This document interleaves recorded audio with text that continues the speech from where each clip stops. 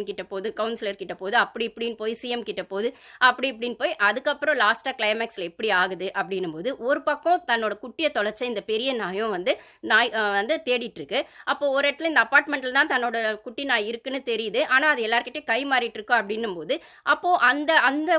கோவை சர்ல அந்த அந்த பெரிய நாய் அம்மா நாய் கூடவே அந்த ஃப்ரெண்டா இருக்கிற அந்த மொட்டை ராஜேந்திர இன்னொரு நாய் எல்லாமே சேர்ந்து அந்த நாயை எப்படி தேடுது, லாஸ்ட்ல எப்படி காப்பாத்துறாங்க. அப்புறம் இந்த இந்த பொண்ணுக்கு வந்து அந்த நாய் டக்குன்னு அந்த ஆட்டிசம் குழந்தைங்க வந்து அவங்க வச்சிட்டு இருக்க அந்த ஒரு பொருள் வந்து இல்லை அவங்க ரொம்ப கம்ஃபர்ட் ஜோனா யோசிச்சுட்டு இருக்க அந்த ஒரு பொருள் தொலைஞ்சு போயிட்டாலோ இல்லை வந்து அதை வந்து கொடுக்க மாட்டேன், நான் இப்போ ஒரு பொம்மை யோசிச்சுன்னா அந்த பொம்மை கொடுக்க மாட்டேன் அப்படின்னு சொன்னா ரொம்ப ஸ்டபனா ஆயிடுவாங்க. அந்த ஒரு விஷயம் தான் வந்து டைரக்டர் வந்து ரொம்ப ரொம்ப சென்சிட்டிவாக இந்த படத்தில் சொல்ல வராரு. அந்த இடத்துல அந்த டாக்டர் சொல்கிறாங்க, அப்போ வந்து அவங்க ரொம்ப ஸ்டபன் ஆகுறாங்க அப்படின்னும் போது அவங்களுக்கான கம்ஃபர்ட் ஜோனில் அவங்க இருந்துட்டா ஸ்டபன் ஆக மாட்டாங்க, அதுக்கேற்ற மாதிரி பார்த்துக்கோங்கன்னு சொல்லும்போது அந்த நாய்க்குட்டி வந்து ஃபர்ஸ்ட் ஸ்டார்டிங்கில் ஜிவி பிரகாஷ் எடுத்துகிட்டு வந்து கொடுக்கும்போதே வந்து அந்த அவள்கிட்ட இருந்த அந்த அடமெண்ட்டு ஸ்டபன்லாம் மாதிரியே கொஞ்சம் ஓரளவுக்கு கேஷுவலாக நடந்துக்க ஆரம்பிக்கிறா அவளோட பிஹேவியரில். ஒன்ஸ் அது தொலைஞ்சிடுச்சின்னும் போது திருப்பி பழைய மாதிரி அடமெண்ட்டாக ஆயிடுறா. அப்போ ஒரு இடத்துல வந்து அவள் ஒரு படம் பார்க்கும்போது கார்ட்டூன் பார்க்கும்போது அந்த நாய்க்குட்டி திருப்பி தன் வீட்டுக்கு வந்தா, ஏன்னா அந்த படத்தில் ஒரு நாய்க்குட்டி வரும், அது தன் வீட்டுக்கு வந்துடுற மாதிரி அவளா கற்பனை பண்ணிக்கிட்டு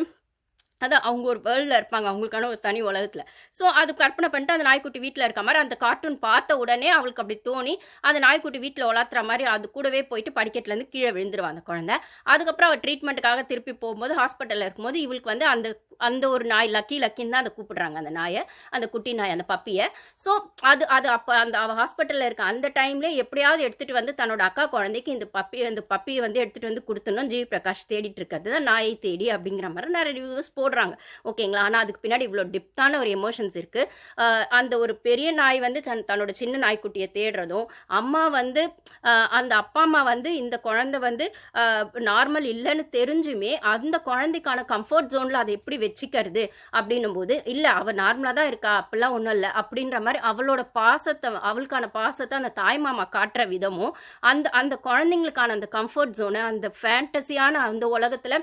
அவளுக்கே உரிய அந்த உலகத்தில் அவள் எவ்வளோ கம்ஃபர்ட்டாக அவளை வச்சுக்க முடியும்னு அந்த பேரண்ட்ஸ் யோசிக்கிற விதமும், ஆனால் உள்ளுக்கு வலி இருக்குது, வெளிக்கு காமிச்சிக்காம அவள் என்னைக்கோ ஒரு நாள் சரியாயிடுவா அப்படின்ற நம்பிக்கையில் இருக்கும்போது அப்போ அந்த நாய் வந்து திருப்பி கிடச்சிட்டு அது இன்னுமே அவங்களுக்கான ஹோப்பை ஜாஸ்தி